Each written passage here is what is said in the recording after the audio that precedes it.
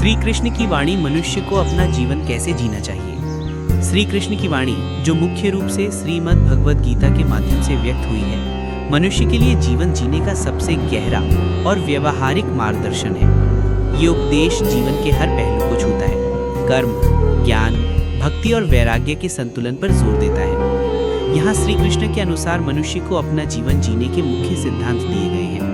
पहला, निष्काम कर्म का सिद्धांत, the principle of action without attachment. Shri Krishna की शिक्षा का सबसे केंद्रीय सिद्धांत निष्काम कर्म है। ये सबसे महत्वपूर्ण सूत्र है कि व्यक्ति को अपना जीवन कैसे जीना चाहिए।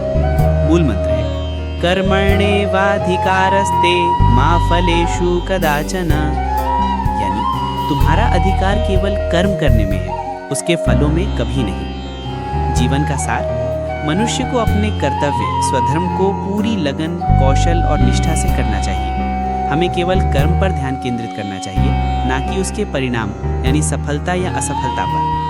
लाभ, जब हम फल की चिंता छोड़ देते हैं तो हम तनाव और निराशा से मुक्त हो जाते हैं। कर्म की पूर्णता ही अपने आप में आनंद बन जाती है और इसी को योग भी कहा गया है। दूसरा, समत्व का भाव, द सेंस ऑफ इक्वानिमिटी।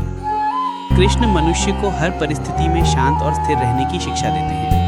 द्वंद्वों से मुक्ति, जीवन सुख और दुख, लाभ और हानि, जय और पराजय, मान और अपमान जैसे द्वंद्वों से भरा है।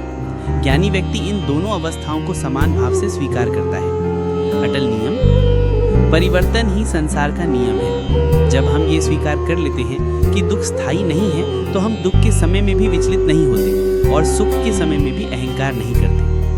खुशहाली का रहस्य, जो व्यक्ति हर हाल में अपने मन की समता यानी बैलेंस बनाए रखता है, वही वास्तविक शांति और खुशी प्राप्त करता है। तीसरा, आत्मज्ञान और अमरता।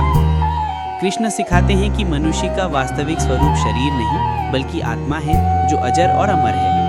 सत्य की पहचान, आत्मा न जन्म लेती है न मरती है, ये शाश्वत यानी इटर्नल और अविनाशी है। मृत्यु केवल शरीर का वस्त्र बदलना मात्र है।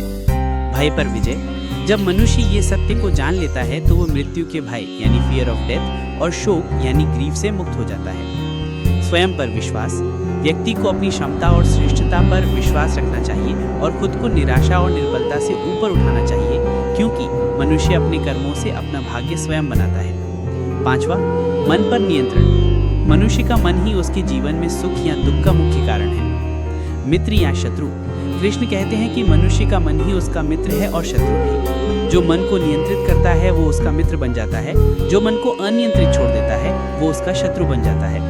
3 शत्रु, व्यक्ति को क्रोध यानी एंगर, लालच यानी ग्रीड और अहंकार यानी ईगो से दूर रहना चाहिए, क्योंकि ये तीनों नरक के द्वार हैं और मन की शांति को नष्ट कर देते हैं। वर्तमान में जीना, मनुष्य को बीते हुए कल का पश्चाताप और आने वाले कल की चिंता छोड़ देनी चाहिए। जीवन तो केवल इस पल में है, इसलिए वर्तमान क्षण में जीना चाहिए। पांचवा, ईश्वर में भक्ति और समर्पण। जीवन को सफलतापूर्वक जीने का सबसे सरल और सीधा मार्ग ईश्वर पर पूर्ण विश्वास है। पूर्ण समर्पण यानी शरण। कृष्ण कहते हैं सर्वधर्मान परित्यज्य माम एकम शरणम व्रज, यानी सभी धर्मों यानी कर्तव्यों का आश्रय छोड़कर तुम मेरी शरण में आ जाओ। भय मुक्ति, जब मनुष्य अपने जीवन की डोर ईश्वर के हाथ में सौंप देता है तो वो सारे भय, चिंता और संशय से मुक्त हो जाता है। वो जानता है कि परमात्मा हमेशा उसका मंगल ही चाहेंगे। प्रेम और सेवा, भक्ति का अर्थ है निस्वार्थ प्रेम और समर्पण। हर कार्य को ईश्वर की सेवा या उन्हें समर्पित प्रसाद के रूप में करना चाहिए। संक्षेप में, एक संतुलित जीवन, a balanced life. Shri Krishna की वाणी मनुष्य को एक संतुलित, सशक्त और सार्थक जीवन जीने की कला सिखाती है।